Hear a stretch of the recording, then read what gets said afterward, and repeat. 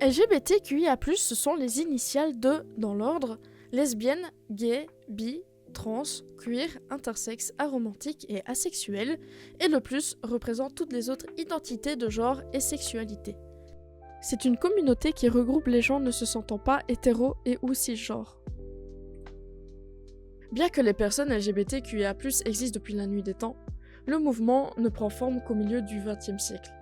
À cette période-là, être LGBT n'était pas accepté, mal vu, voire même puni. On pouvait perdre son emploi et être jeté pour sa sexualité, par exemple.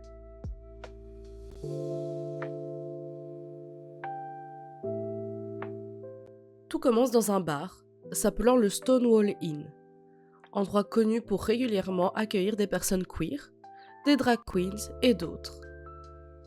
La police descendait souvent dans ce bar, et les personnes restantes étaient envoyées la nuit au poste. Le 28 juin 1969, après une énième descente, la foule, exaspérée de la répression que subissait leur communauté, enferma la police à l'intérieur du bar, ce qui déclencha des émeutes qui durèrent plusieurs jours. À la base de ce mouvement se trouvent 3 femmes, Marsha P. Johnson, Stormy DeLarverie et Sylvia Rivera.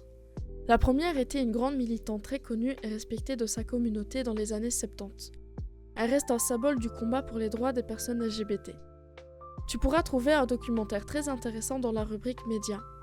La communauté LGBTQIA+, ne serait rien sans ces grandes figures qu'on oublie souvent de créditer. Grâce à leur influence, des personnes LGBT partirent dans les rues pour manifester pour leurs droits. Les années suivantes, ils sortaient dans les rues au mois de juin en hommage aux émeutes de Stonewall. Cette pratique se fait toujours aujourd'hui et s'est répandue dans le monde entier. C'est ainsi qu'est née l'appellation Mois des Fiertés ou Pride Month en anglais. La communauté LGBTQIA+, célèbre le Mois des Fiertés au mois de juin de chaque année. Qui le souhaite peut manifester dans les rues et participer à ce qu'on appelle la Pride.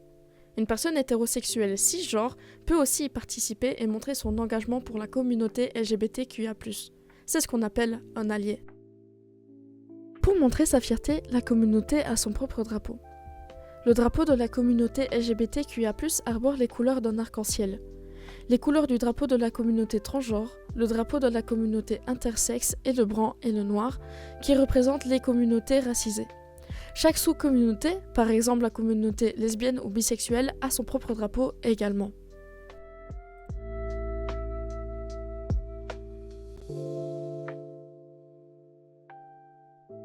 En Belgique, le mariage homosexuel est légal depuis 2003.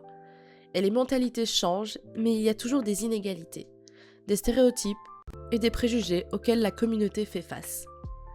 Beaucoup sont rabaissés, moqués et discriminés pour leur orientation sexuelle et leur genre en Belgique, mais aussi à l'étranger. Dans certains pays, le mariage homosexuel est illégal. Les personnes LGBTQIA+, n'ont pas autant de droits qu'en Belgique.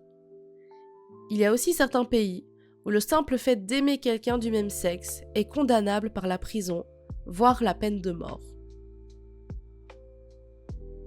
Le mois des fiertés, c'est aussi se battre pour ceux qui ne le peuvent pas, qui n'ont d'autre option que de se cacher.